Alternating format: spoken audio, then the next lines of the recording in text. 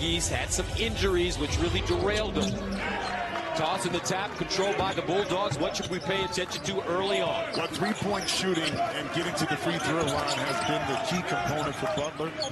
And the Broncos don't force a lot of turnovers, but are solid defensively. Speaking about a three, there you go, Gus. There's Patty. The call is there. So it's a correct call by the official.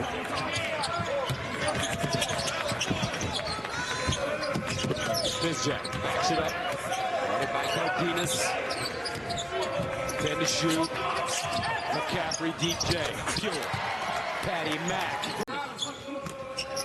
The winner of this tournament, $300,000. Patty Mack. Count. He's got to be more aggressive. Little brother of Jeremy Renner, the great actor. Okay. I forget what his character was called in the Marvel. Bow and arrow guy. Patty Mack. Whoa! That's what we're waiting for. 191. Dagan hard. Rebounded by Brooks with 10 seconds to play. McCaffery jams it down with 5.6 to go. They were playing very well towards the end of the season. Lovering can't connect. And a quick outlet to Brooks. Patrick McCaffery, you know about his sharpshooting. And that three. How the fans, this is not how the players, and it clearly isn't how the officials want this game to go, but this is how it's going. So who can adjust now? Do you continue to press and to force the issue? I think this plays better into Butler's hands, really the way they want to play.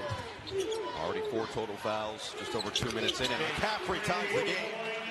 Playing this first half, Butler has gotten it much closer after going down by 17. They surrendered a 15-0 run to fall 18-3 in the opening minutes.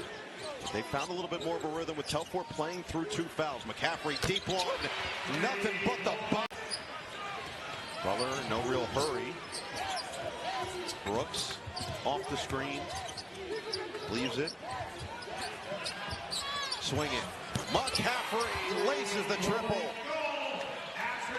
I think I say that 100 times a day. I'm not going to tell you again, and I keep telling them again. And I'm sure he will tell them again. Just the dad thing. Scott's been automatic from about that 15-foot area so far today. McCaffery speeds down the court. Oh, that's a tough finish.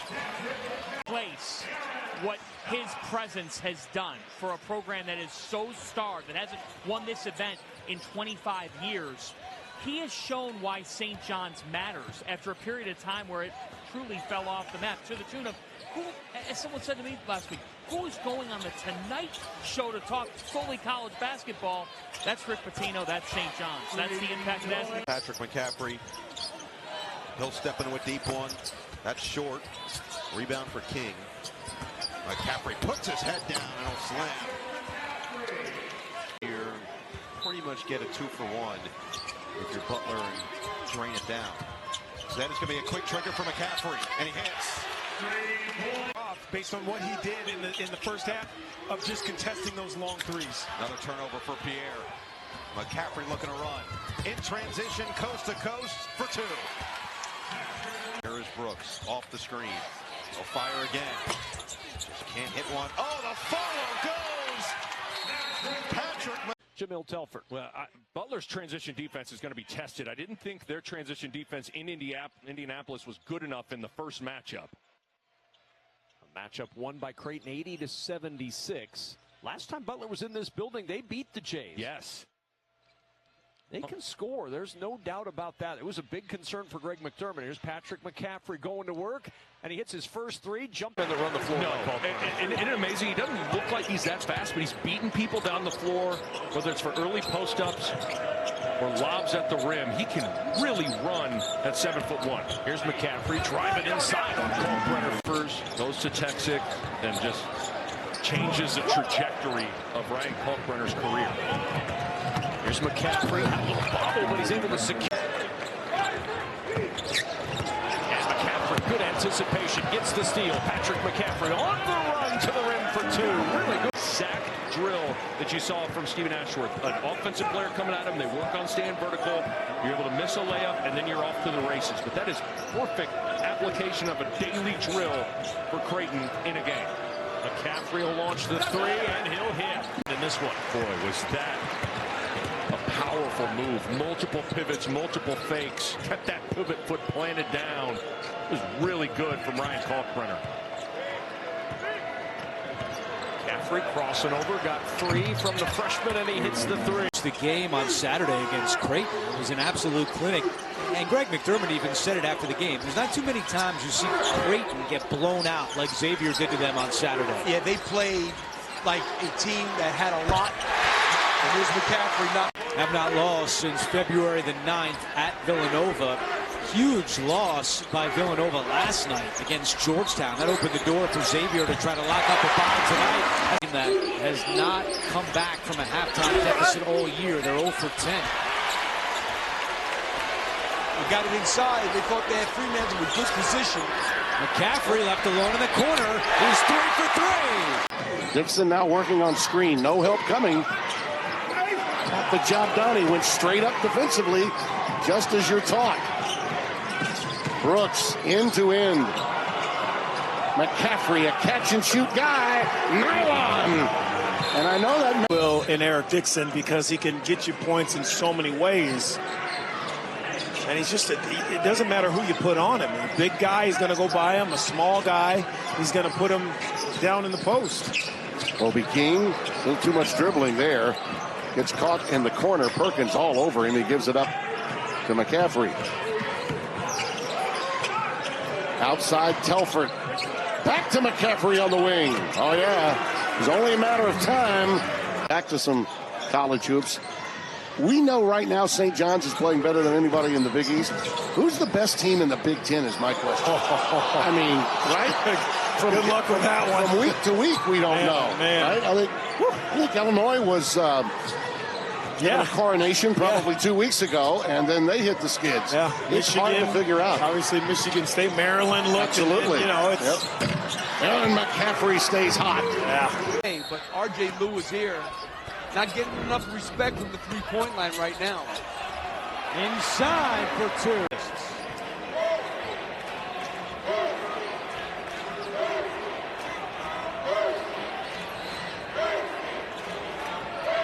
McCaffery trying to heat up. Bizjack steals it. 2-on-1 with McCaffery. Bizjack reverse, no. McCaffery rebound, and he lays it in. Which is the most he's had in a Big East game this season. Solid possession, didn't get rushed with the shot clock going down, took his time. Good patience on that play.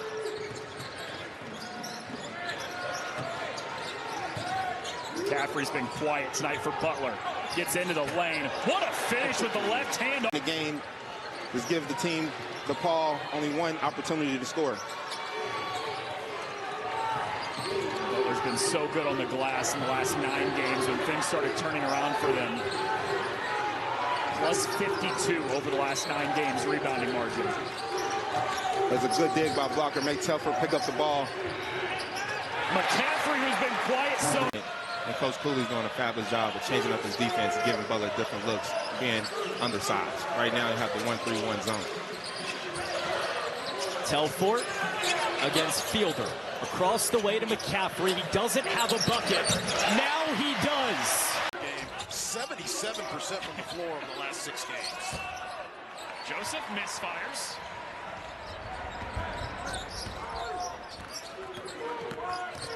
Bizjack into the lane.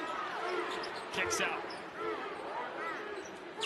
McCaffery, deep 3. Benson!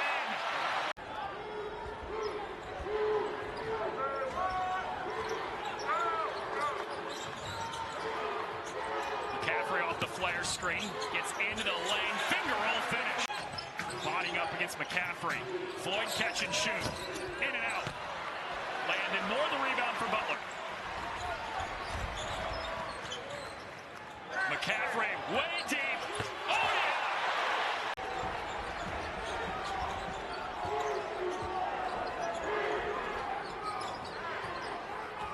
Final minute before halftime.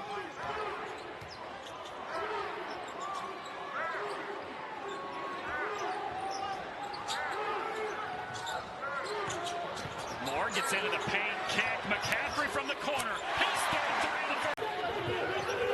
It's a Butler team that's coming off a 3-point loss to Georgetown. Brooks is off on the 3. Kapke with the offensive rebound.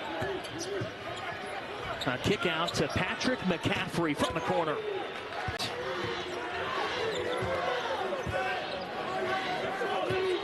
Double figures in 3 of his last 4 games, had 19 against Providence back on the 28th.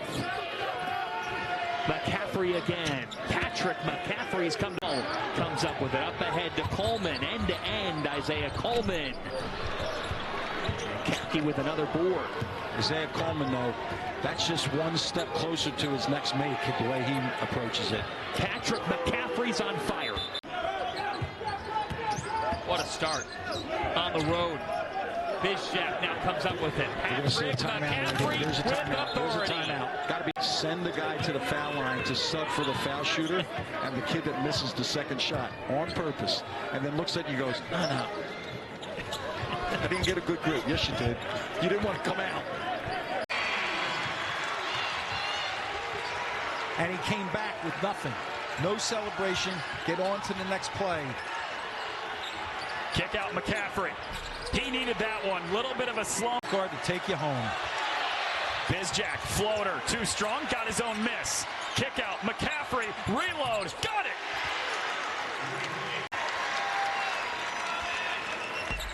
Oh, 1 for 2. 8-point game, Butler's got to go. 15 seconds to play. Telfort, here's McCaffery, deep 3. Got it! Still life for Butler. Jones missed.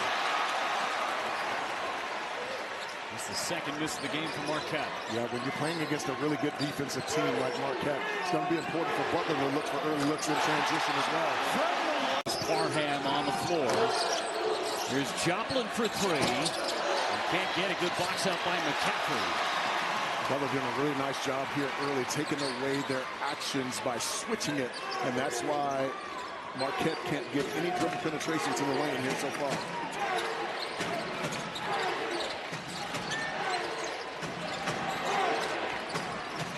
Jack thought about it. 10 to shoot. Telfort to McCaffery. Wide open 3. These two putting up his points. McCaffery inside and blocked by Jones. McCaffery got it back and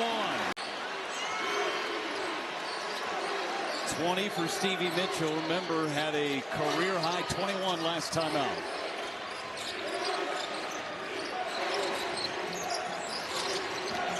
McCaffery around the corner. McCaffery lays it up and in. I thought Ben Gold slapped his eye. Butler scrambling and rotating. You can see how comfortable he is in the ball screen action. Got it to his big, but Benson cannot deposit. Just got great job verticality, not verticality there, shall I say, and not fouling. It's very key there. McCaffery, count it.